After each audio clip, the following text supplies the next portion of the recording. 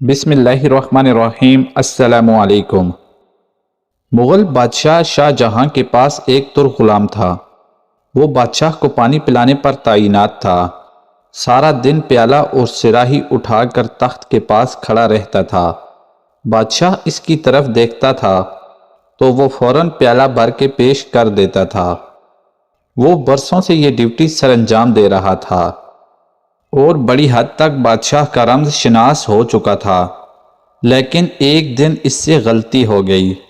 بادشاہ کو پیالہ پیش کیا۔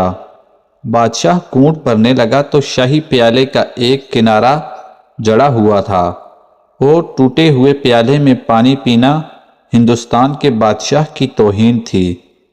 بادشاہ نے پیالہ نیچے دے مارا اور غلام کو 20 کوڑے لگانے کی سزا دی۔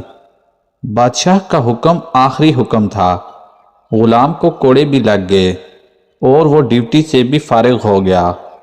وقت بدلا اور اورنگزیب عالمگیر نے اپنے والد کو قید میں ڈال دیا اور وہ تمام غلام اور ملازمین بوڑھے بادشاہ پر تعینات کر دیے جنہیں کبھی شاہ جہاں نے سزائیں دی تھی۔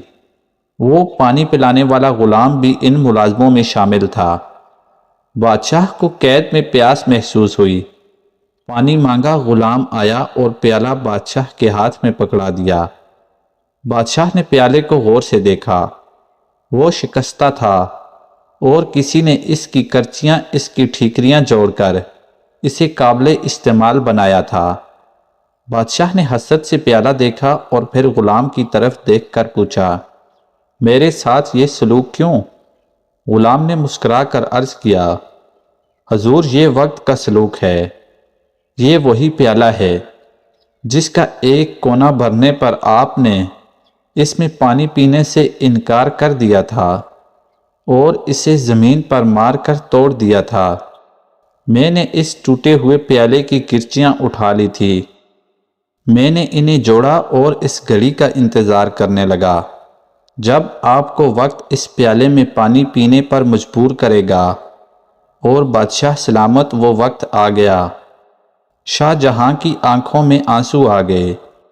یہ آنسو اگر نہ بھی آتے تو بھی بادشاہ نے باقی زندگی پانی اسی ٹوٹے ہوئے پیالے میں پینا تھا۔ کیوں؟ کیونکہ یہ دنیا ایک وادی ہے اور اس وادی میں ہر شخص کو اپنی انا، اپنے تکبر اور اپنی حماقتوں کی باز گشت بہرحال سننا پڑتی ہے۔ اللہ تعالی ہمیں دین اسلام پر چلنے کی توفیق عطا فرمائے۔ آمین۔